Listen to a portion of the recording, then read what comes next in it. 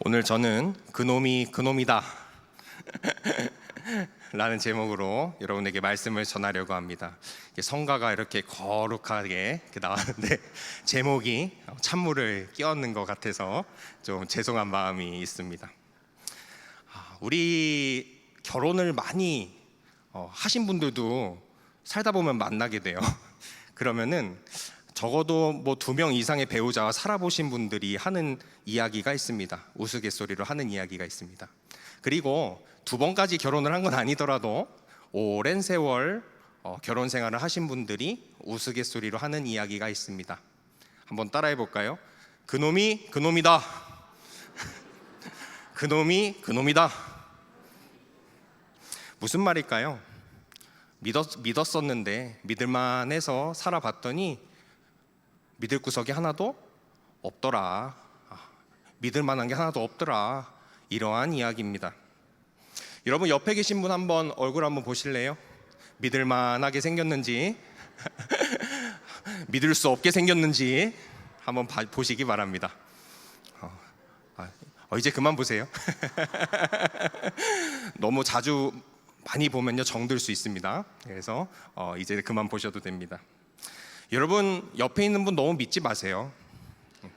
왜냐하면은 그놈이 그놈이기 때문이죠. 사실 굉장히 남성 비하적으로 들릴 수 있지만 사실은 여성분들도 포함돼서 하는 이야기입니다. 우리의 발등을 찍는 도끼는요 믿는 도끼이지 믿지 않는 도끼가 아닙니다. 그리고 중요한 것이 있는데요, 여러분 자신도 믿지 마시기를 예수님의 이름으로 축복합니다. 우리가 하나님 밖에 있을 때 얼마나 위험한 사람들인가요? 그것은 저와 여러분이 잘 알고 있는 사실입니다. 성경도 이 이야기를 뒷받침해 줍니다. 예레미야 12장 6절 말씀을 함께 읽어보도록 하겠습니다. 함께 읽습니다. 시작. 내 형제와 아버지의 집이라도 너를 속이며 내 뒤에서 크게 외치나니 그들이 내게 좋은 말을 할지라도 너는 믿지 말지니라. 아멘. 성경은요 심지어 가족이라 할지라도 믿지 말라고 그렇게 이야기하고 있습니다. 어떻게 된 걸까요? 너무 많은 분들이 끄떡끄떡 하시는 거 보니까 꽤나 고난스러운 삶을 사신 것 같습니다. 또 미가서 7장 5절 말씀 한번 읽어보도록 하겠습니다. 함께 읽습니다. 시작. 너희는 이웃을 믿지 말며 친구를 의지하지 말며 내 품에 누운 여인에게라 할지라도 내 입의 문을 지킬지어다. 아멘. 성경은 심지어 내가 정말 가깝다고 생각한 친구라 할지라도, 심지어 내 품에 안겨있는 사랑하는 사람이라 할지라도 내 입을 지키라, 이렇게 이야기하고 있습니다. 이제 좀 신경 써서 끄떡끄떡 안 하시는 것 같아요. 네, 그래도 일부 끄떡 하시는 거 보니까 또 공감을 하시는 것 같습니다. 그렇다면 교회 안은 어떨까요? 지금으로부터 약 40년 전에 서울신학대학교, 우리 기독교 대한성결교회에 소속된 그 신학대학교, 서울신학대학교 행정실에서 일하셨던 어르신이 있습니다. 저희 아버지와 지인이시기 때문에 제가 한번 식사를 하면서 이야기를 나눠본 적이 있습니다. 그때 당시에 우리 교단에서 한 다큐멘터리를 제작하려고 했었다고 합니다. 어떤 다큐냐 하면 우리 교단의 훌륭한 믿음의 사람들, 그 중에는 목사님도 있고 장로님도 있고 성도님들도 있습니다. 그런 분들에 대해서 다큐를 찍자, 다큐멘터리를 제작하자, 그러한 계획을 짰다고 합니다. 그래서 이분들 중에 고인도 있고 또 실제로 살아계신 분들도 그때 당시에 있었는데 유가족분들 혹은 살아계신 분의 가족들을 찾아갔다고 합니다. 왜 갔을까요? 인터뷰해 보려고요. 얼마나 좋은 삶을 살았는지, 하나님의 사람으로 살았는지 알아보기 위해 간 것이죠. 그런데 안타깝게도 그 계획은 무산되고 말았습니다. 왜냐하면 가족들한테 가니까 이렇게 이야기하는 거예요. 내 남편은 교회에서는 훌륭했을진 모르지만 집에서는 아니었습니다. 당신들에게는 훌륭했을지 모르지만 집에선 전혀 그렇지 않았습니다. 나는 이 인터뷰에 동의할 수 없습니다. 우리 아버지가 뭐가 훌륭합니까? 가정은 내팽개쳐 놓고 교회에서만 인정받으면 하나님의 사람입니까? 저는 동의할 수 없습니다. 가족들에게 찾아가니까 이러한 이야기들을 하는 겁니다. 안타깝게도 그 다큐멘터리를 제작하려는 계획은 무산되었다고 합니다. 이 실화는요, 우리에게 한 가지 사실을 알려줍니다. 따라해 볼까요? 보이는 것이 전부가 아니다. 우리 눈에 보이는 것이 전부가 아닙니다. 우리가 훌륭하다고 믿는 사람들도요, 실상은 안에 무엇이 들어있는지, 어떠한 죄악이 행해지고 있는지 우리는 전혀 알 수가 없습니다. 물론 많은 사역자님들이, 또 성도님들이, 하나님의 사람들이 존재합니다. 가정에서도 또 삶의 자리에서도 하나님의 사람으로 사는 분들이 존재한단 말이죠. 그러나 그런 분이라 할지라도 그 안에 뭐가 들어있는지는 하나님만이 아십니다. 제가 절 봐도 그렇습니다. 전 저를 안 믿거든요. 여러분들이 저를 어떻게 보셨는지 모르지만 저의 허물을 보지 않으시기를 예수님의 이름으로 축복합니다. 하나님이 가려주셔야 돼요. 그러지 않으면 여러분 구역질 나서 도망갈지도 모릅니다. 그래서 우리는 특정 사람에 대한 우상 숭배를 멈춰야 합니다. 정말로 하나님의 사람은 세상에 없습니다.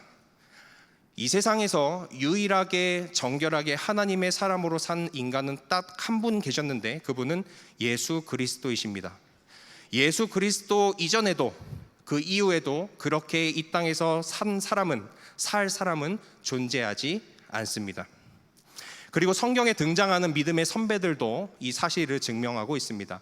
우리 한번 믿음의 계보를 한번 간단히 따라가 볼까요? 믿음의 조상하면 누구죠? 아브라함이죠. 아브라함은 참으로 훌륭한 믿음을 가지고 있습니다. 제가 굳이 설명하지 않아도 여기 계신 분들이 잘 알고 계십니다. 아브라함은요, 믿음의 조상이죠.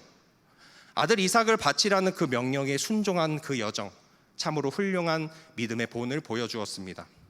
소돔과 고모라를 심판하고자 하는 하나님을 막아서서 중보했던 그 모습, 참으로 훌륭합니다. 그러나 아브라함은 유독 아내에게만큼은 정말로 모자란 사람이었습니다. 아내 사라를 누이라고 속였죠. 애굽 왕에게 속였습니다. 그 이유는 내가 살겠다고, 내 목숨 부지하겠다고 아내를 누이라고 속이고 넘겨버렸습니다. 만약 아브라함을 남편으로 둔 여기 자매님들한테 한번 여쭤보겠습니다. 같이 살 수 있겠습니까? 아마 성경에는 아브라함이 기록됐지만 40년 전에 태어났으면 다큐멘터리에도 출연을 못했을 겁니다. 이 아브라함의 이 행동은요, 믿음의 조상이라 할지라도 그놈이 그놈이라는 것을 우리에게 알려주고 있습니다. 또 아브라함의 아들인 이삭은 어떻습니까? 이삭도 아버지와 똑같은 잘못을 했죠. 아내 리브가가 미인이었습니다. 똑같이 블레셋 왕 아비멜렉에게 똑같이 속였죠. 내 누이라고. 왜요? 내 목숨 부지하겠다고. 부자가 모두 적어도 아내에게는 참으로 모자라고, 그렇게 모자랄 수가 없습니다. 또 밑으로 내려가 볼까요? 야곱은 여러분에게 설명하지 않아도 희대의 사기꾼이죠. 아버지와 형 에서를 속이고 장자권을 넘겨받은 사기꾼입니다. 만약 이 시대에 야곱이 살고 있었다면 벌써 전과가 몇 개가 됐을 거예요. 그러한 사기꾼이었습니다. 또 내려가 볼까요? 그 밑으로 가면 유다로 가야겠지만 그리고 요셉을 한번 봅시다. 요셉은 우리가 성경을 보면 참으로 그냥 완벽하게 산 것만 같습니다. 그런데요, 자세히 보면은 요셉의 사회성에 문제가 있다는 것을 발견할 수 있습니다. 적지 않은 성경 학자들이 이 요셉의 사회성의 문제를 제기하는데요, 요셉이 애굽에 팔려 나갈 때에 그때의 나이가 17세였습니다. 그런데요, 그 가까운 과거에 어떠한 일을 했냐면 꿈을 꿨는데 해와 달과 볏짚들이 모두 자기에게 절을 했대요. 근데 그거를 굳이 부모님과 형들 앞에서 이야기했습니다. 이런 모질이가 없어요. 그게 무슨 뜻인지 몰랐을 리가 없는데 그렇게 이야기합니다. 그 정도 사회성을 가진 사람이 만약에 이 시대에 어디 신입사원으로 취직했으면 아마 못 견디고 떨겨났을 겁니다. 아마 서류 봉투를 던진 것을 못 견뎠을 거예요. 그 정도 사회성 가지고 사회생활을 할 수가 없기 때문이죠. 그저 요셉도 하나님의 은혜로서 그렇게 살 수 있었던 것입니다. 그 밖에 성경에서 하나님의 사람이라고 하는 사람들을 쭉 이야기한다면 사실 우리가 그 모자란 부분들, 그놈이 그놈이다라고 말할 수 있는 부분들을 누구에게나 찾을 수 있을 겁니다. 완벽하게 하나님의 사람으로 산 그러한 사람은 예수님뿐이 없습니다. 특별히 오늘 본문 또한 사람은 믿을 만한 대상이 못 된다고 이야기하고 있습니다. 오늘 본문 5절에서 6절 말씀 함께 읽어보도록 하겠습니다. 함께 읽습니다. 시작. 여호와께서 이와 같이 말씀하시니라. 무릇 사람을 믿으며 육신으로 그의 힘을 삼고 마음이 여호와에게서 떠난 그 사람은 저주를 받을 것이라.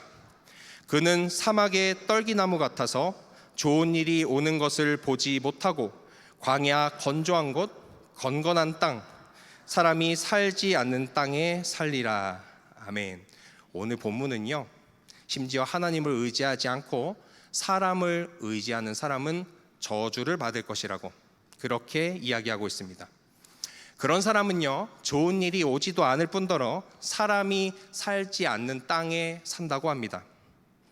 혹시 탐욕을 줬다 보니까 그 사람의 돈을 의지하고 그 사람의 권력을 의지하고 그 사람의 지혜를 의지하고 계신 분 계십니까? 그래서 하나님의 저주의 문턱에 계신 분들 혹시 여기에 계십니까? 아니면 이미 하나님께서 저주하셔서 벌을 받고 계신 분들 계십니까? 괜찮습니다. 너무 걱정하지 마십시오. 괜찮습니다. 회개하시기를 예수님의 이름으로 축복합니다. 예수님의 이름으로 축복합니다. 회개하셔야 됩니다. 하나님을 의지하지 않고 하나님은 내팽개쳐 놓고 사람의 무언가를 의지했다면 회개하셔야 됩니다. 그리고 그 회개하는 자에게 하나님의 싸매심이 있으시기를 예수님의 이름으로 축복합니다. 하나님의 싸매심이 있으면 그 전에 있는 모든 것들을 회복시켜 주실 것입니다. 하나님의 안에 있지 않을 때 모든 사람들이 그놈이 그놈입니다. 저와 여러분도 하나님 안에 있지 않다면 그놈이 그놈입니다. 마지막으로 하나님 안에 있는 사람은 어떤 사람인지 오늘 본문 7절에서 8절 말씀을 함께 읽어보도록 하겠습니다. 함께 읽습니다. 시작. 그러나 무릇 여호와를 의지하며 여호와를 의뢰하는 사람은 복을 받을 것이라. 그는 물가에 심어진 나무가 그 뿌리를 강변에 뻗치고 더위가 올지라도 두려워하지 아니하며 그 잎이 청청하며 가무는 해에도 걱정이 없고 결실이 그치지 아니하니라. 아멘. 오늘 말씀을 보니까요, 하나님을 의지하고 하나님께 의뢰하는 사람들은 복을 받을 것이라고 합니다. 하나님을 의지하는 사람은 어떠한 사람이냐면요, 시냇가에 심어진 사람입니다. 시냇가에 심어진 사람은요, 마치 뿌리가 점점점 뻗어나는 것처럼 세상에 선한 영향력을 미치게 됩니다. 그리고 결실이 끊이지 않아요. 성령의 열매가 삶 속에서 끊이지 않습니다. 예수님 안에서의 한 공동체라는 것은 내가 시냇가에 심겨지는 것입니다. 그리고 내 옆에 있는 시냇가에 심겨진 사람과 함께 하나님께 찬양하는 것입니다. 이것이 그리스도 안에서의 연합입니다.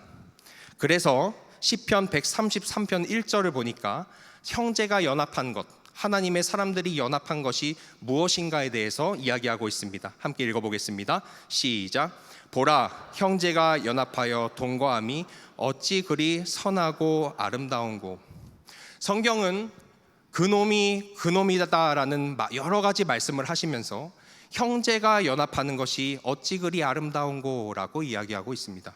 그것은 우리가 하나님께 심겨져야 하고 심겨진 다른 사람과 함께 하나님께 찬양하고 예배하는 그 생활이 아름답다는 이야기입니다. 사랑하는 성도 여러분, 저도 여러분도 그놈이 그놈인 사람들입니다. 별거 없는 사람들입니다. 그러나 우리가 하나님 앞에 심겨져 있을 때에 우리가 하나님으로부터 평안과 힘을 공급받음으로 우리 삶에 성령의 열매가 일어날 줄을 믿으시기를 예수님의 이름으로 축복합니다. 우리가 그렇게 살 때에 하나님의 사람으로 살 수 있습니다. 왜냐하면 옆에 사람에게 사랑을 구걸할 필요가 없기 때문입니다. 옆에 사람에게 나의 부족한 것들을 채우기를 바라지 않을 수 있기 때문입니다. 왜냐하면 하나님께 공급받기 때문입니다. 하나님께 그렇다면 심겨지기 위해, 시냇가에 심겨지기 위해 우리가 해야 할 것은 무엇일까요? 그것은 바로 말씀과 기도 생활입니다. 하나님의 말씀과 기도로 거룩하여 지리이다. 하나님의 말씀입니다. 그 길 외에는 우리가 시냇가에 심겨질 수가 없습니다. 그러한 방법은 없습니다. 우리가 하나님의 말씀과 기도 생활을 함으로 시냇가에 심겨지기를 예수님의 이름으로 축복합니다. 그렇게 함으로써 우리가 그놈인 사람이 되는 것이 아니라 하나님의 사람, 하나님의 선한 영향력을 미치며 사는 귀한 인생 살 수 있기를 예수님의 이름으로 축복합니다.